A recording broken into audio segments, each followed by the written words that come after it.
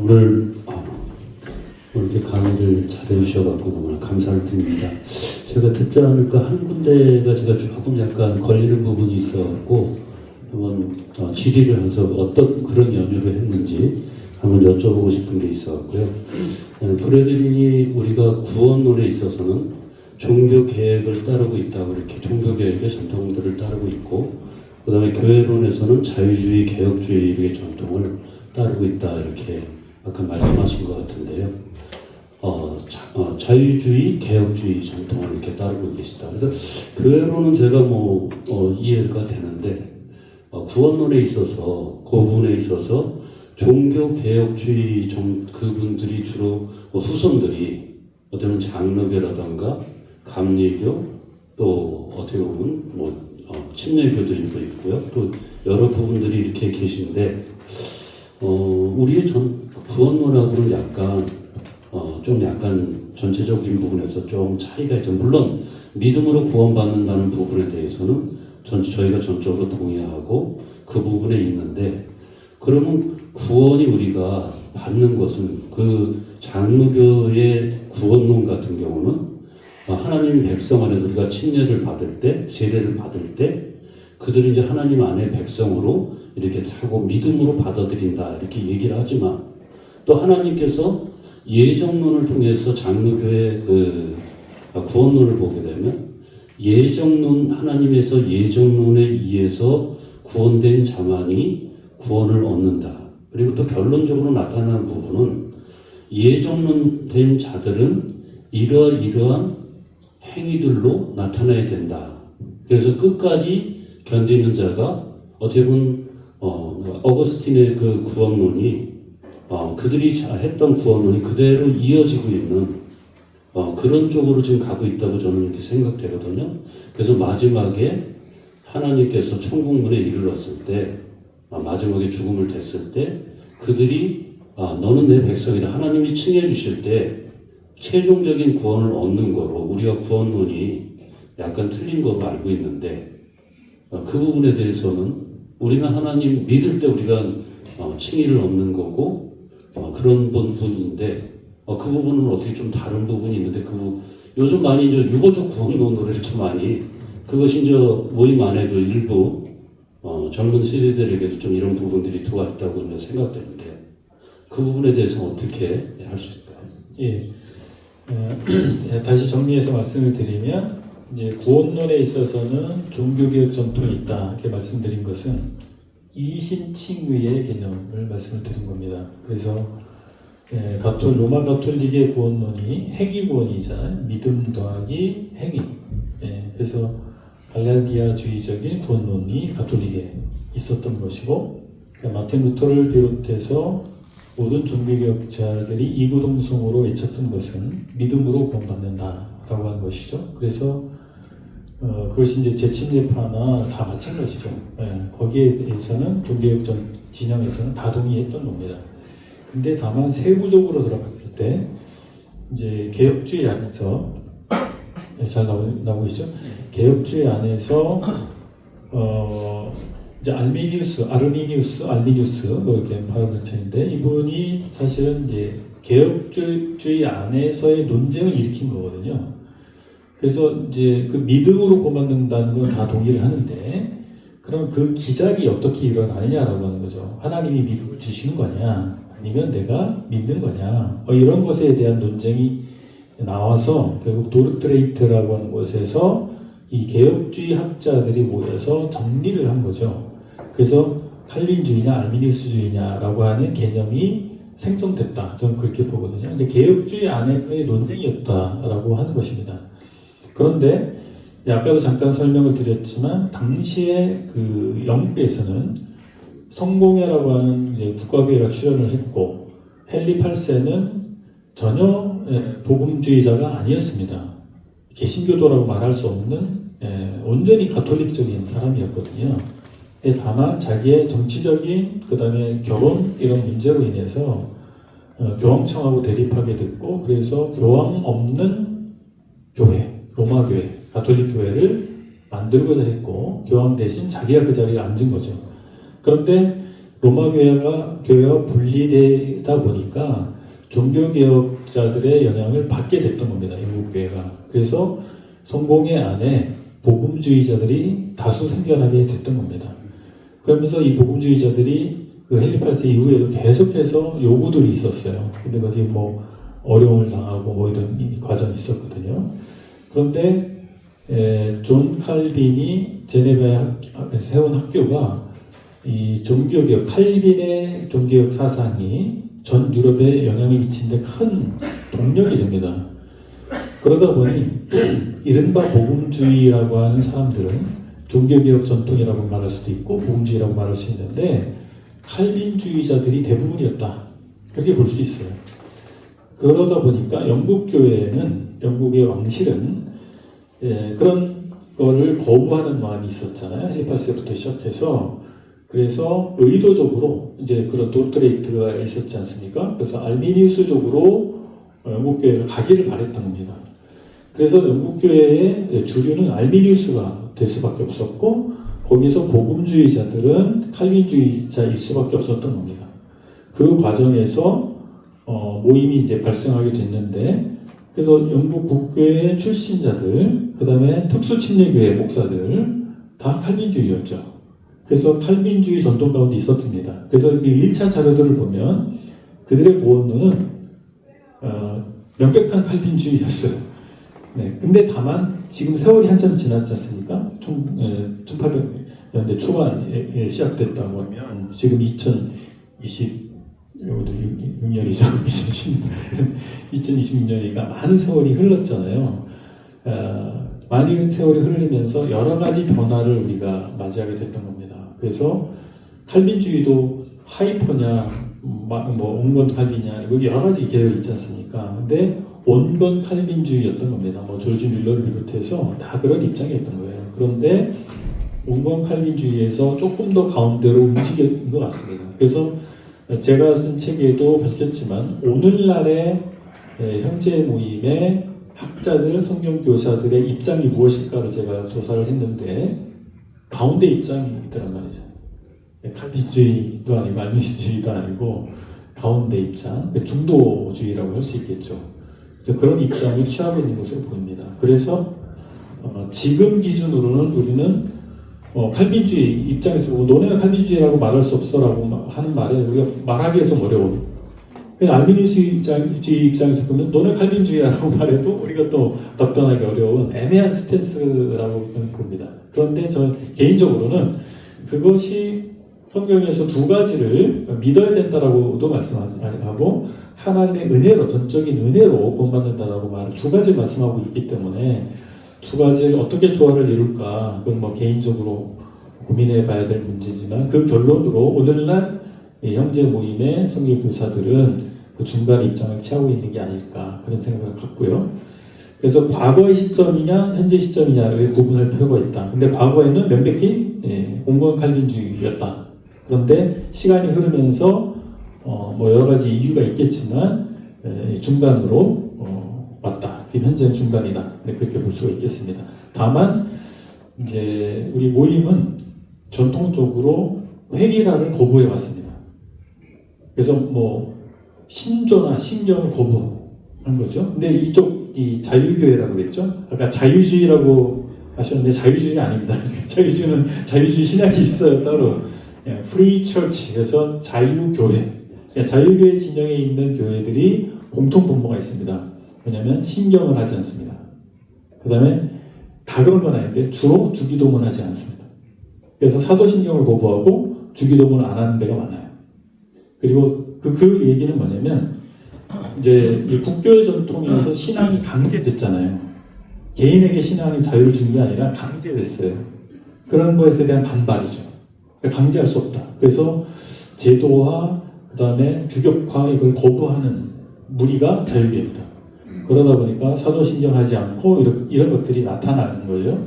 근데 그거에 의해서 다양성이 생겨날 수밖에 없습니다. 그래서 이 구원론에 있어서도 스펙트럼 어디부터 어디까지냐 이 특정하기가 너무 어려운 거예요. 저희가 조사한 것은 대표적으로 그 쓴 글 있잖아요. 그것만 가지고 아직 인터뷰를 하다 보면 또 다를 겁니다. 굉장히 다양할 겁니다. 지금 경기 지역 장로형제님들 모여서 예를 들어서 이 구원론에 가지고 하나님 주권과 인간의 책임 가지고 토론을 하시면요 엄청난 스펙트럼의 차이를 발견하실 거예요. 근데 이거는 어쩔 수 없는 귀결이다라고 생각합니다. 그래서 믿음으로 구원받는다 이 정도까지, 그리고 구원받은 사람들을 교회 멤버로 받아들인다, 이게 공통분모지 거기서 디테일하게 나가면 어려워질 수도 있겠다 그런 생각을 갖습니다. 다만 현재 한국 형제 모임에서 구원의 서정이라고 하잖아요. 구원의 논리적 순서, 구원의 서정이라고 신학적으로 얘기하지만 프로 말하면 구원의 논리적 순서에 대해서는 제가 볼 때는 칼빈주의에서는 중생이 맨 앞에 오거든요. 거듭난 후에 회개와 믿음이 있다라고 주장을 합니다. 이게 칼빈주의의 구원의 서정인데 여기에는 동의하지 않는 분이 훨씬 많지 않나. 그래서 믿고 믿을 때 이제 논리적 순서, 시간적 순서가 아닙니다. 이거 회개하고 믿을 때 거듭난다. 이게 이제 일반적인 견해이죠. 그렇게 보면 구원의 서정에 있어서는 우리는 칼빈주의라고 말할 수는 없다. 이렇게 말할 수 있겠습니다. 답변이 충분히 되셨나요? 무엇에 대해서 좀 성문서에게 조심스러운 이야기인데요. 물론 강의할 때 교육사적 역사적인 맥락에서 난 표현했다고 생각해요. 그러면 이제 그죠?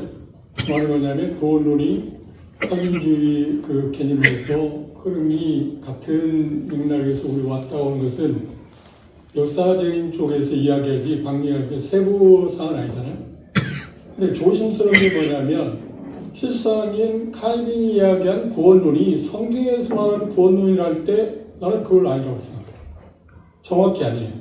아까 박정재도 이야기했지만 그분은 분명히 말하기를 단지 큰 맥락에서 친히 믿음으로 말미암아서 구원받는다고 하는 것은 말하고 있는데 실상 세부적으로 간다면 뭐냐면 마태복음 24장 15절에 있는 것처럼 끝까지 견디는 자가 구원받는다. 그리고 지금 현재 구원의 확신을 가질 수 없다. 그런데 그것을 우리가 지금 받고 있다고? 그건 아니거든. 그런 부분에서는 세부적인 상황에서 조심스럽게 이야기한다. 난 이해해. 그러니까 역사적인 걸 이야기하기 위해서 그런 맥락에서 우리가 혜택을 받다. 그런 쪽에 흐름이 있다고 하는 말은 이해하지만 그걸 까닭 잘못하면 박정희가 질문한 게 그거죠. 까닭 잘못하면 우리는 마치 성경에서 말하는 구원론하고 동떨어지는데 그가 주장하는 구원론 그랬잖아요. 그 얘기도 마찬가지고. 그런데 그게 거기서 온 거라고 이야기하면 커다란 문제를 야기시킬 수 있다. 그래서 지금 그 강의할 때 제가 생각할 때 강의할 때 교리사 쪽으로 역사적으로는 이런 게 있지만 조심스러운 이야기다. 그러면서 첨부해야 할 게 칼빈이 이야기한 구원론은 우리가 따른 게 아니다. 성경적인 우리가 따르냐 안 따르냐 중요한 게 아니라 성경에서 말하는 바가 아니다. 죽은 다음에 우리가 확신한다고요? 우리는 믿자마자 구원, 지금 현재 우리가 확실하게 믿음을 가지면 구원의 확신을 갖고 있잖아요. 그런데 그분의 가르침은 구원론에 보면 정확히 맥락을 들어가면 아니에요. 그렇잖아요. 어떻게 끝까지 견디는 자가 구원을 받아요? 그런 것을 그 칼빈주의를 우리가 지금 흐름을 갖고 있다고 이야기할 때 그런 부분에 대해서는 소원해서 좀 이야기할 필요성이 있다 생각해요. 무슨 말을 이해하셨죠? 네. 나는 역사적인 쪽에서 이야기하는 쪽은 난 충분히 공감해요. 그렇다. 이신증이 그분이 주장했으니까 그걸 우리가 반대하지 않잖아요. 이게 까딱자마자 우리가 그게 아니라고 하면 그럼 당신은 어떤 거냐고 할 때 어떤 쪽에 문제를 가져올 수 있거든요. 그런데 제가 생각할 때는 제 신앙이 그렇습니다. 누가 말하고 하든 그것이 정통성 있냐 없냐가 중요한 게 아니라 성경에서 말한 바가 이거라고 나는 말하고 싶다. 그렇지 않아요? 그게 우리의 마음이야지 그걸 그렇게 확실하게 또 가르치고 하는 게 중요하다고 나는 생각해요. 그리고 이제 처음에서 또 말씀드리고 싶은 것은 이제 교회사 지금 역사를 배웠지 않나요? 우리가 한 가지 아까 이제 이렇게 자꾸 그 나눠지고 하는 그런 이야기를 들었는데 그리고 우리가 그 가슴 저린 이야기잖아요. 어떤 사람 말한 것처럼 우리가 그 사람이 가장 어리석은 것 가운데 하나가 뭐냐면 역사를 통해서 못 배운다는 거예요. 그죠? 근데 그 역사를 통해서 우리가 못 배우고 있는 현실에 대해서 참 마음이 아픈데 그런 것들을 이렇게 앞으로 이런 일들에 대해서 논문을 쓰긴 했지만 그래 광범위한 쪽에서 논문을 쓰게 했지만 이렇게 이제 형제 자매들한테 강의할 때는 그런 것을 좀 부언해서 설명해 줄 필요성이 있다. 제 얘기를 이해하시죠? 예, 사장님. 예, 감사합니다. 그 첨언을 좀 이제 설명을 좀 드리면 이제 칼빈의 구원론이 무엇이냐 여기에 대해서 사실은 칼빈의 기독교 강요가 뭘 말하고 있느냐를 먼저 봐야 된다고 저는 생각하거든요. 이제 후대에 도트레이트 총회에서 선언을 했단 말이죠. 근데 그때가 칼빈이 이제 이 세상 사람이 아닌 상태였단 말이죠. 그래서 칼빈의 어떻게 보면 제자들 또는 칼빈의 무리에 속한 사람들의 결론이 도트레이트 총회에서 나온 5대 강령이라고 저는 생각을 합니다. 그래서 칼빈의 왜 자꾸 끊어지죠? 예, 칼빈의 구원론에 대해서 사실은 더 심도 깊은 논의가 필요한 부분이다. 그런 생각을 일단 하고요. 그리고 칼빈주의냐 알미니우스주의냐라고 하는 것은 아까 부장님 말씀하신 것처럼 교회에서 그걸 나누거든요. 당신이 이렇게 말하는 거 보니까 칼빈주의자야. 이렇게 말하는 거 보니까 알미니우스주의자라고 말을 한단 말이죠. 교회에서. 그래서 그런 차원에서 제가 어떻게 보면 분류한다면 이런 흐름이었다라고 말씀을 드렸던 거고 칼빈주의자든 알미니우스주의자 오늘날 다 보니 나는 성경에서 이렇게 말하고 있기 때문에 난 이렇게 분별해라고 주장을 하는 거죠. 나는 칼빈이 이렇게 말해서 난 이렇게 주장해라고 말하지 않고 나는 성경에서 이런 말씀들이 이렇게 말씀하고 있기 때문에 이 구원에 대해서 이렇게 난 분별하고 있다라고 말을 하고 있습니다. 그런데 단지 학문적으로 구분을 하다 보니 당신이 이렇게 주장하는 것 결과 칼빈주의의 카테고리에 속하는 주장이다라고 말을 하는 것 뿐입니다. 그리고 그런 차원에서 이해해 주시면 좋겠다는 생각이 들고 사실 저도 이 부분은 같은 이제 목회 일을 하고 있는 우리 서청주교회 일꾼들 간에 세미나도 한 적이 있습니다. 워크숍.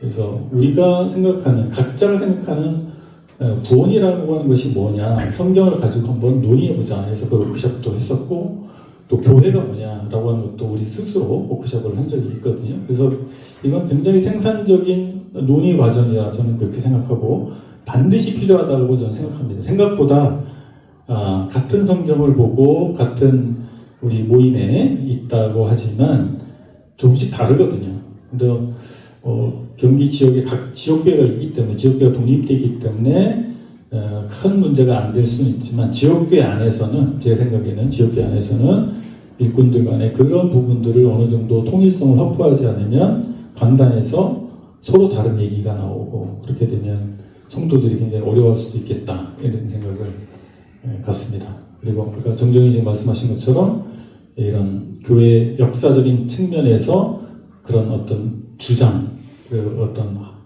학문적 경향 이런 것들이 있기 때문에 그 차원에서 분류했다는 점 다시 한번 말씀드립니다. 그리고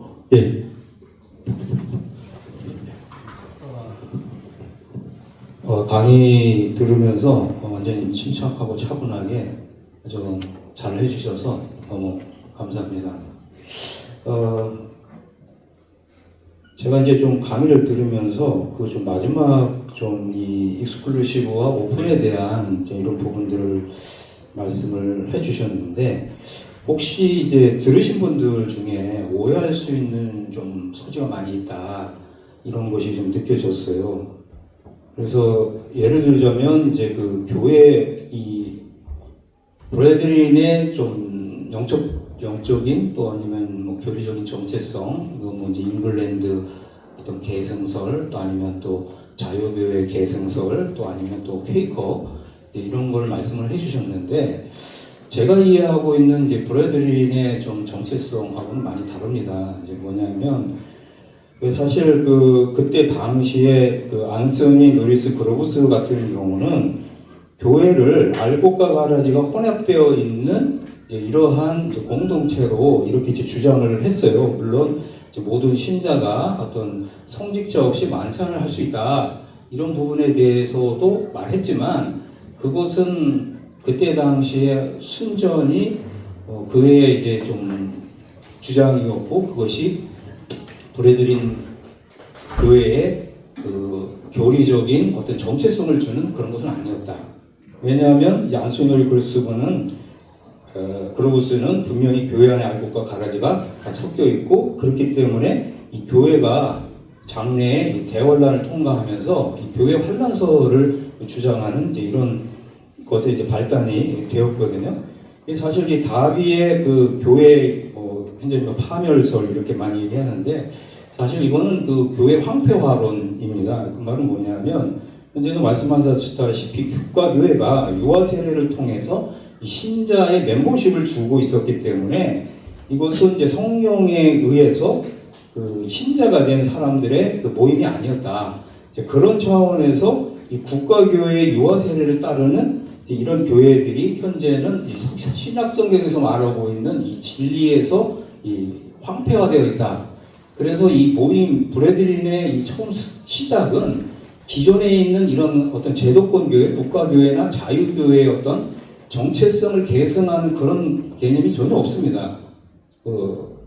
성령에 의해서 구원받고 성령에 의해서 인침을 받은 신자들의 그 모임으로서 교회를 세우는 것인데 이 개념은 그 당시에는 존재하지 않았던 완전히 새로운 개념이었다라고 하는 것입니다.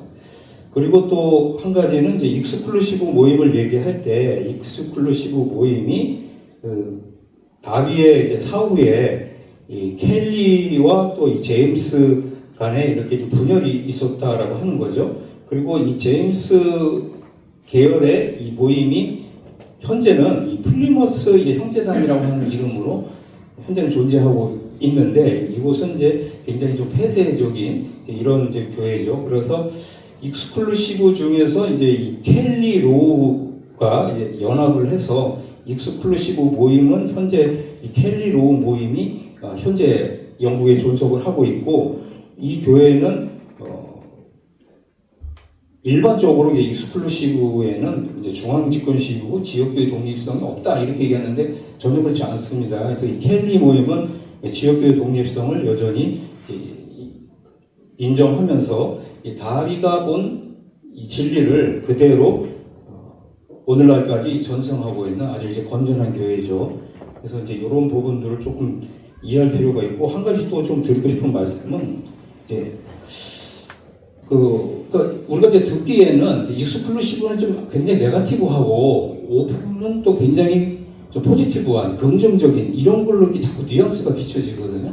근데 저는 사실은 그 익스클루시브냐 오픈이냐 이 분열되기 이전의 브레드린, 그러니까 이 1830년에 하나님께서 이 정말 이 지구상에 세우고자 하셨던 그 신약교회의 그 진리, 그 진리의 바탕 위에 세워진, 그래서 그러한 교회를 추구하기 때문에 마땅히 교회론은 이러해야 되고 또 구원론은 이러해야 되고 이런 것에 대해서 우리가 조금 더 신혈이 되지 않느냐, 요걸 좀 말씀드리고 싶고, 우리가 이제 좀 오해하기 쉬운 것은 오픈 브레드린이 다 좋은 거냐 라고 했을 때 우리가 이 부분에 대해서 좀 균형이 필요하다. 그래서 제가 되게 좀 이제 즐겨 읽는 책이 중용이라고 하는 책인데, 중용, 이게 중요하더라고요. 한쪽으로 좀 치우치는 거 안 좋다. 그래서 이제 B.W. 뉴턴 같은 경우는 교회가 장차올 대환란을 통과하며 적그리스도의 박해를 견뎌야 된다고 주장을 했고요. 그래서 이 대환란 기간 동안에 끝까지 견디는 자만 구원을 받는다. 그래서 이 오픈 브레드린의 아주 중요한 핵심적인 진리 중에 하나가 교회 환란 통과설이라고 하는 거죠. 그 다음에 이 트레겔레스, 이분은 당대 최고 본문 비평 학자라고 이제 이렇게 알려졌는데 이분은 뉴턴의 사촌이자 또 이 막역한 친구 사이였다는 거예요. 이 트레겔레스 또한 환란 전 휴거는 성경적이지 않다 이러면서 이제 익스클루시브를 공격했던 이런 분이고, 마찬가지로 조지 밀러 또한 뉴턴과 트레겔레스의 견해를 그대로 수용을 해서 성도가 환란을 피하는 것이 아니라 환난 중에도 보호하시는 하나님을 신뢰해야 된다. 이걸 주장하면서 환난 통과서를 얘기했고요. 마찬가지로 안소니 도르시 그로브스 또한 고난을 통과하는 제자도의 삶을 강조하면서 환난 통과서를 얘기했습니다. 그리고 이제 20세기 후반에 들어서 FF 브루스가 이 오픈 브레드림의 아주 중요한 이제 신학자로 이렇게 알려져 있는데, 이 FF 브루스 또한 교회 환난 통과서를 주장을 했습니다. 그리고 아까 이제 말씀하신 대로 형제운동사의 저자인 로이 코드, 이 사람도 이제 교회가 환난을 통과해야 된다. 그래서 이분들의 이제 이런 교회 환난 통과설이 그 당시에 그 언약주의 이제 신학, 개혁주의 신학의 이제 산물이었다. 그래서 이분들이 이 다비의 이런 이제 이 구원론, 이 교회론을 배척하면서 이들이 가져온 구원론, 종교 개혁의 어떤 교리적인 정체성을 이분들이 그대로 수용하고 이게 다비를 배척하고 뿐만 아니라 이제 교회론까지 이제 이렇게 되면서 오픈 브레드림이 이 교회 환란설을 이렇게 명맥을 이루고 있는데, 우리가 이제 이런 부분들에 대해서도 우리가 좀 분별력을 좀 가지고 있어야 되지 않겠냐, 요거를 좀 말씀드리면서, 형제님은 이제 이 오픈 브레드림에 있어서 환란 통과설 이런 이 명맥이 흐르고 있는데 이 부분에서 어떤 좀 견해를 갖고 있는지 좀 질문하고 싶습니다. 네네. 일단 첫 번째, 그 형제운동이 생겨나기 전에는 형제운동에서 지향했던 그런 것들을 했던 무리가 전혀 없었다. 세계 최초로, 그 역사 가운데 최초였다라고 하는 것에 저는 동의하지 않습니다. 아까 말씀드린 것처럼 사료들을 확인해 보면 이미 16세기에 종교개혁 당시에 아나베티스트, 제세레파라고 하는 사람들이 지향했던 것이 신자의 모임으로서의 교회를 지향했고, 이것도 분명한 사료가 있거든요. 17세기의 침례교 운동도 동일한 것이었습니다. 그래서 우리가 최초다 그렇게 말할 수는 없다고 생각하고, 역사의 주인이신 하나님께서 역사의 흐름 가운데에서 하나님의 목적을 이루기 위해서 어느 무리를 세우시고 사용하시다가 또 다른 무리를 세우시고, 그런 차원으로 봐야지 우리만 최초다라고 말하는 것은 여러 가지 역사적 정황을 볼 때도 타당치 않고, 하나님의 주권과 섭리하심을 봐도 타당치 않다. 저는 개인적으로 그렇게 생각하고 있습니다. 그리고 종말론 그리고 이 교회론 관련해서 여러 가지 우리가 확인할 필요가 있는데, 초기에 형제운동이 일어났을 때 그분들의 백그라운드를 살펴봐야 되고, 그때 당시에 영적 환경을 살펴봐야 된다고 생각합니다. 그들이 이견들이 많이 있었거든요. 그러다 보니까 서로 갈라지게 됐고 서로 갈등하게 됐고 그런 거였죠. 그것은 그들의 신학적 백그라운드가 달랐기 때문이다. 저는 그렇게 봅니다. 그래서 그런 과정이 있었다고 해서 그 각자 한 사람 한 사람을 이 사람은 난 수용할 수 있고 이 사람은 수용할 수 없다라고 하는 것은 시대가 한참 지났고 모든 논의의 과정이 있은 후에 정립된 상태에 있는 우리가 그때 당시를 평가할 수 있을까? 물론 평가는 해야 되겠지만 그들의 잘잘못에 대해서 공과에 대해서 평가할 수 있겠지만, 그런 과정 속에서 벌어질 수밖에 없었던 일로 우리가 올바로 평가를 해야 된다고 생각이 듭니다. 그리고 지금은 종말론에 있어서 우리 세대주의 종말론, 세대주의 종말론 홍입한 분은 존 넬슨 답입니다. 그리고 아까 말씀하신 것처럼 조지 밀러라든지 이런 분들은 종말론에 있어서 이견들이 있었습니다. 뉴턴도 마찬가지였고, 그러면 우리는 다비의 종말론을 따르고 있기 때문에 우리는 다비파라고 말할 수 있느냐? 여기에 의문을 우리가 모두 갖고 있습니다. 우리는 하나의 교파를 형성하려고 했던 사람들이 아니었고, 지금도 마찬가지고, 성경을 중심으로 해서 성경이 과연 종말에 대해서 뭘 말씀하고 있는지, 교회에 대해서 뭘 말씀하고 있는지, 우리 구원에 대해서 뭘 말씀하고 있는지를 우리는 탐구하는 자들이지, 선배들이 그렇게 했기 때문에 나는 그렇게 해야 된다고 생각하는 사람들은 아무도 없다고 생각합니다. 그래서 선배들의 공과를 올바로 알아야 되고, 그들이 잘하면은 수용하고 잘못된 부분들은 수용할 수 없다라고 하는 입장이어야 된다고 생각합니다. 그런데 우리가 우리 선배님들을 평가할 때 그들이 공과는 분명히 있고 서로 좀 잘 화합했으면 좋을 텐데라는 아쉬움은 있지만, 그분 각자는 다 성경을 근거로 해서 성경대로 초대교회를 재현하려고 했었던 그 순수성은 같았다. 그것만큼 인정해야 된다고 생각합니다.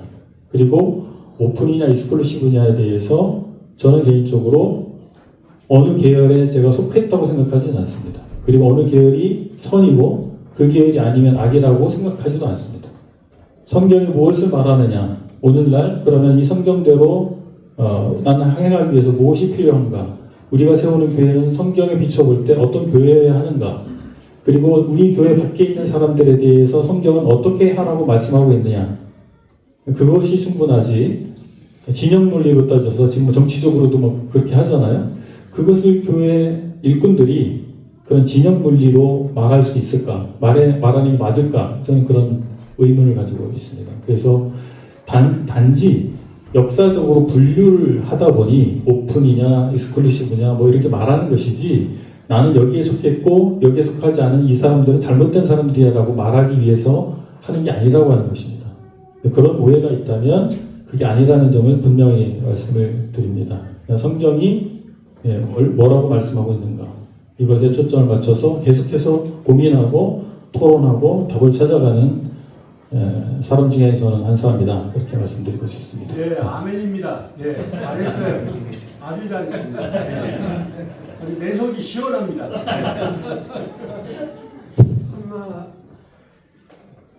마지막으로 질문을. 제가 그 한 가지만 좀 말씀을 드리고 싶은 건데, 현재 말씀 잘하셨어요. 저도 거기에 100% 동의합니다.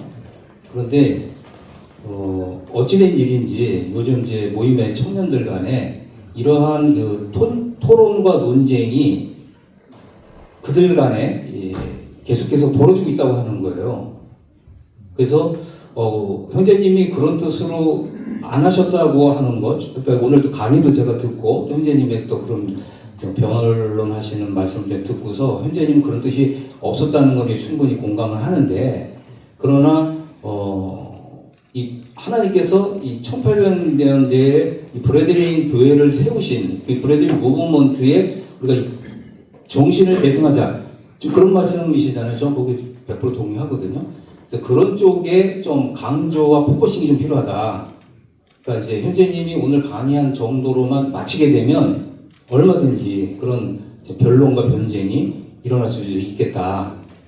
이런 부분들에 대해서 좀 우려하는 말씀을 좀 드린 겁니다. 감사합니다.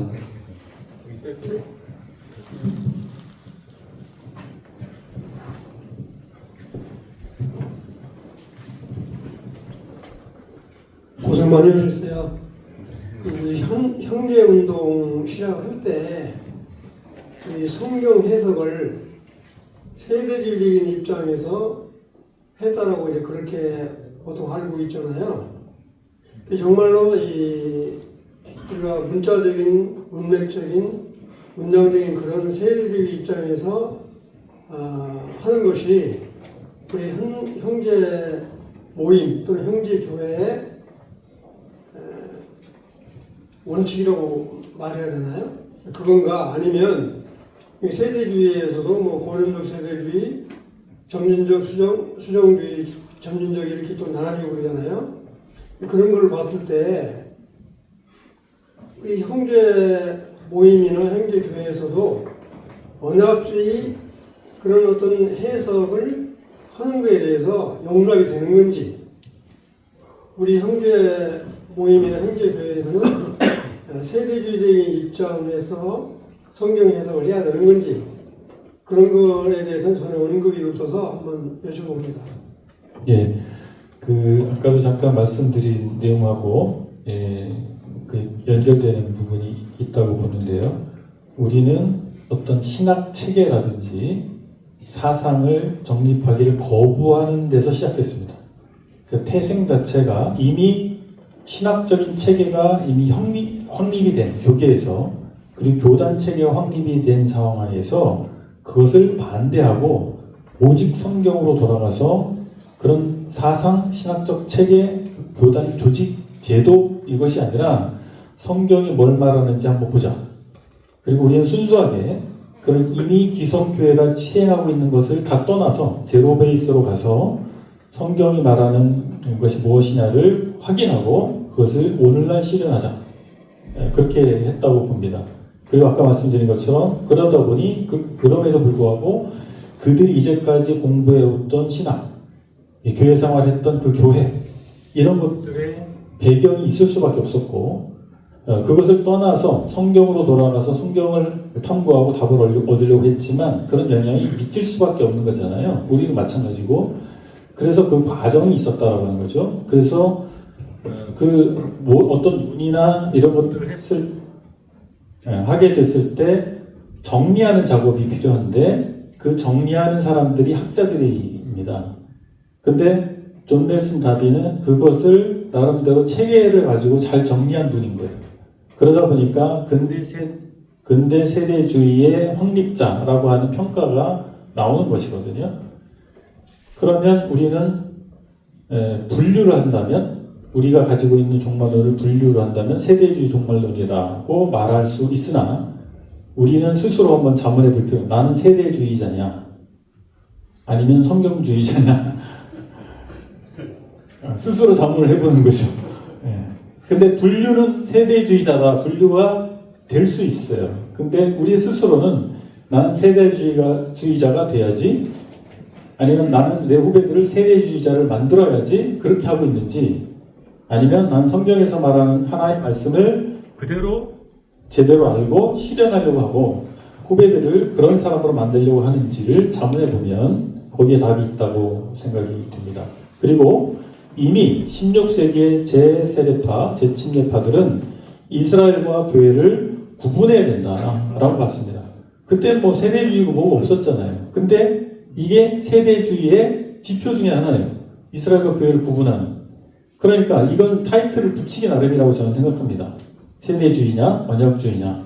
근데 그들이 초점을 맞췄던 것은 어떤 주의나 사상이 아니고 성경이 뭘 말하느냐. 그 성경을 탐구해보니 이스라엘과 교회는 다르다.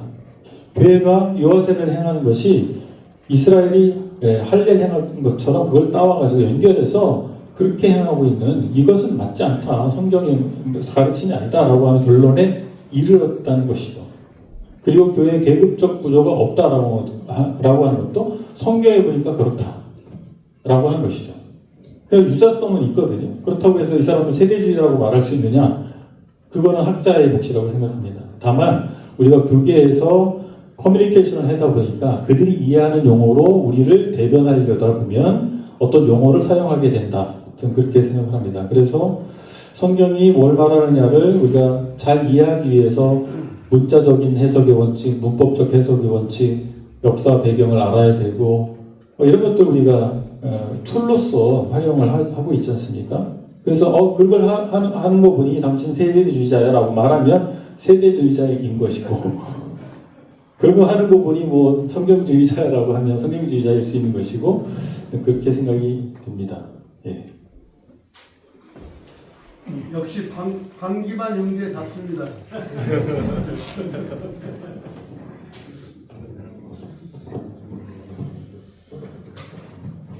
네, 다른 주제 없습니까? 예, 참 형제님 수고하셨고요. 형제님들이 들으시면서 아마 다 그 말씀 사역자들이고 또 이렇게 다양한 입장이나 이런 것들을 이렇게 고민해 왔을 거고 우리가 이제 하나님의 주권과 인간의 책임에 대해서도 한번 주제 발표하고 토론했었죠. 형제들 통해서. 그리고 이제 세대주의에 대해서 얘기했었고 또 아까 언약주의에 대해서 해석하게 돼서 어떻게 보면 또 하나님의 예정과 주권이라는 말에도 진리가 있고 또 세대주의가 얘기하는 그런 경륜적인 그런 구원이라든지 구속사 이제 다 진리가 포함되어 있는데 어떤 한쪽을 지나치게 극단적으로 흘러갈 때 문제가 있는 것 같아요. 그래서 그런 부분에 대해서는 우리가 역사 공부하는 거는 이게 이제 종합적이고 객관적이고 또 역사적이고 이런 여러 가지 것들을 통해서 우리가 취할 것은 취하고 우리가 오픈이 그 익스클루시브 이 부분에 대해서도 이 답에 대해서 우리가 이게 경계해야 될 게 분명히 있잖아요. 예. 우리 이런 유아세례라든지 뭐 장로제도라든지 이런 거 부정하고 중앙집권적으로 한다든지 이런 부분들을 우리가 좀 경계해야 될 부분이고 또 그리고 이제 또 답이 또 무시할 수 없는 그런 핵심 교리 부분에 있어서 이렇게 우리에게 준 그런 유산들이 많이 있기 때문에 배울 점이 있고 이런 부분들을 취할 건 취하고 이제 버릴 건 버리고 어떤 책도 완벽한 책이 없잖아요. 성경에는. 그러니까 이제 이런 그 우리 들으면서 이런 양쪽의 것도 생각하면서 이제 아까 얘기했듯이 우리 젊은 세대들이 그 우리가 생각하는 것처럼 확고하지 못하고 여러 가지 지금 흔들리고 이러니까 이런 그 강의나 토론들이 필요하고 또 이런 거 먼저 된 형제님들이 이걸 잘 정리해가지고 또 계속 이런 그 세미나나 이런 것들 필요한 부분이 아닌가 이런 생각을 합니다. 하여튼 깊이 들어가다 보면 굉장히 난해하고 또 어떻게 딱 규정하기 어려운 그러면서도 또 진리들이 포함되어 있기 때문에 이들이 잘 이렇게 헤아려 있어서 오늘 참 좋은 그런 시간들이 됐던 것 같습니다. 예. 이제 다른 이슈들은 또 다음에 또 우리가 주제를 선정해서 이렇게 발표하고 토론하는 시간을 가지면 좋을 것 같습니다. 예. 우리 그러면 이제 장문기 형제님, 기도하시고 일단 오늘 마치도록 하겠습니다.